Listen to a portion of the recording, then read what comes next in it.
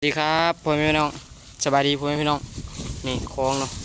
อันนี้ได้คลองที่พี่ลูกบานเพิ่นพากมาทิมเนาะก็สิมีอยู่ทั้งกองนี้เฮาคือเอาได้นะแต่พวกกระถางต้นไม้นี่แบบคือเอาบ่ได้คายบ่ได้ก็สิทิมเนาะก็สิมีอยู่4 กระถางดีๆนี่แล้วก็มีพวกรองเท้าหลายอย่างอยู่เนาะที่เป็นทิมผากเอาไปทิมพี่เพิ่นบอกว่าผากเอาไปทิมให้แน่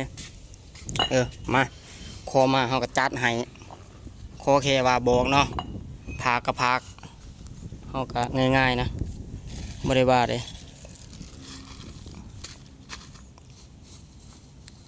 ใช้คืออันนี้ก็จะเป็นเครื่องแต่งรถนี่ลูกบันทิมนะนี่อันนี้ก็ทิมอีกสิมีมันเป็นคูเลยอันนี้เป็นคูเลยนี่ไอ้ช่างนี่เห็นไหมทุกคนป้าไปนี่ไม่ไปล่างเอาไปล่างรถตัวนี้มันจะอยู่มองได้ปะบ่โอ้นี่ชื่อมาเลยแบบบริษัทนะแบบต้นอันยังมีเหือมีแห้งไหมเนาะก็ซื้อไว้แบบนี้พ่อแบบอายุเริ่มแก่เลยแบบบ่ไว้แล้วจีจะมาแต่งแบบนี้นะเลิกว่าใช้เดิมๆดีกว่านี่พี่เราก็เลยทีมลายยางต้นกีตะกี้เนาะมันตัดไปเนาะ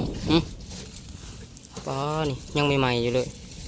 ถ้าไปซื้อเขาเนี่ยมันโมเมนต์ถือๆเลยเป็นแบบพวงแต่งไปชิ้นหนึ่งนี่บ่ต่ำกว่าหลักพันเลยนะนี่ทุกคนนี่เนาะชิ้นหนึ่งนี่บ่ต่ำกว่าหลักพันขึ้นตอนยังหนุ่มพี่เราก็ซื้อมาเพื่อแต่งรถอะไรอันนี้คือยังบริษัทไม่แต่ซื้อมาชาชมใหม่แบบนี้ลืมผู้ที่เท่าก่อนพูนคองฮะเดี๋ยวจะเลือกเอา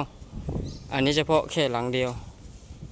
งานเขาเลยนี่หลังจากเขารดน้ำเสร็จแล้วเนาะก็พากันมาเอาคลองไปทิมให้ลูกบ้านเพื่อนนี่แหละบางครั้งก็มีผิดแน่ถูกแน่แล้วก็แบบนี้แหละทำคุมดีแน่เผื่อว่าอนาคตข้างหน้าเนาะบอกผู้หนึ่งกับผู้หนึ่งเดี๋ยวมายิบนั่นยิบนี่ของพี่เพื่อนนะเขาก็อันใดช่วยกันไปก็ช่วยได้อันใดพี่เพื่อนบอกว่าบ่มีมงทีมนี่ผากแน่นี่ก็จัดไปเพื่อทีมงานเขาข้างหน้าไปยิบนั่นยิบนี่บ่ถือนะก็ยังว่าพี่เพื่อนจะบ่ได้หายได้เพราะเขาเคยมีแบบความดีครั้งหนึ่งเนาะที่เฮ็ดให้เพื่อนมีอาศัยได้นี่พ่อใหญ่เพิ่นก็สิเอามาเสร็จสะอาดเลยเนาะเอาไปแช่น้ำก่อนเด้อเอาเมื่อผากเมื่อเลยใส่รถต้องพัดลวกแช่น้ำมันก็ออกแล้วแช่น้ำก่อนแล้วจังพัดเดี๋ยวชีมันตกลอยเลยเดี๋ยวมันจะป้าจะขึ้นได้รถแต่งคงแต่งแท้รถจ้ะสแกนในกูเกิลมันก็ขึ้นโอ้เนี่ยใส่ผ้ารถใหญ่อันนี้ดูแล้วนี่เด้เบิ่งจากมันทางนาเด้คงแต่งเอาไว้มันมีช่วงซีให้เลือกฮะถ้าบ่มักซีนั่นก็ใช้ซีนี่ให้บ่ได้ลูกหนึ่งมันมีช่วงเลยเป็นคูเนาะ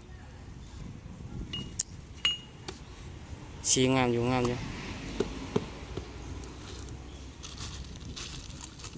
ดีเลยแม่นบ่ใส่ทางนาเอาไว้เอาตัวสายพันธุ์หมอนะมันยังนี้แม่นเอาไว้ตีใส่มันเป็นบุเรจะไปคายมันก็ม่วนแล้วเอาเมื่อรถเก็บไว้จะไปคายเลยเขาซื้อบ่แม่นคงถือจะไปคายเป็นกิโลเลยเบิดนี้สิได้จักบาทเบิดนี้สิได้อยู่50 บาทเบิดเขา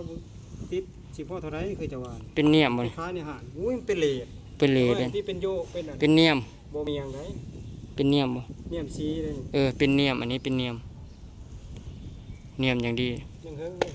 สแตนเลสบ่แม่นบ่จักมันเป็นซีนะเนาะเนียมซีคือจะว่ามันบ่จักซีมันบ่เป็นเล็กเพิ่นก็สิเก็บไว้แบ่งกันผู้ใดมีรถก็ให้ผู้ใดบ่มีก็บ่ได้ให้ผู้ใดอยากได้ก็คือว่าบ่ได้เด้อนี่เด้อแค่อันเพิ่นสิช่วงกระบาลแน่แล้วก็ให้ญาติแน่อันนี้แต่เพิ่นก็สิเอาไปเพิ่นก็สิลองเอาไปแต่งใส่รถไทยได้บ่เขากันอยู่บ่กับรถไทยนะรถไทยก็ได้แล้วหัวเลยนี่หั่นใส่บุหรี่หน่อย บ่มื้อนี้เพิ่นมาอีกแล้วมื้อนี้เนาะ วันนอก อืม ตุ้มมุนนั่นน่ะนี่ แม่นมันตึงใช้ผ่านตัวนี้ ใส่พันธุ์ไทยเนาะดีตุ้มมุนเนาะตุ้มเขาดึง อ๋อเขาจะซื้อได้นี่ แม่นบ่นี่ มีไผหูช่วยมินบอกเลยนะพ่อแม่พี่น้องอันนี้เนาะว่าเขาขายอันละจักบาทมันแพงบ่เนาะอันนี้บ่ฮู้คือกันเนาะแต่เบิ่งแล้วอาจจะเป็นเครื่องทางในของ ทางบ่คือ รถยนต์ดอกหลายกว่า สิแม่นแน่น่ะ พ่อใหญ่ประกฏคิดว่าเป็นของรถไทยแต่มันรถแม่นเลยต้องรถยนต์เลยคนกรุงเทพเขาบ่ค่อยใส่ดอกรถไทยมีแต่รถใหญ่ทั้งนั้นยังดีๆงามๆเลยชุดแต่งพ่อใหญ่ประกฏเพิ่นเอาสำหรับคลิปนี้ก็สิจบไว้ชนี้เดี๋ยวเจอกันใหม่ในคลิปหน้าช่วงนี้ถ่ายแต่ว่าบ่ค่อยได้ลงถ่ายไว้อย่างเดียวบ่มีเวลาเนาะทำงานรถน้ำไปนี่นิดก็บ่มีอาศัยนิด นิดออฟฟิศอย่างเดียวย่างไปพักยามใดได้จังสิได้เอาลง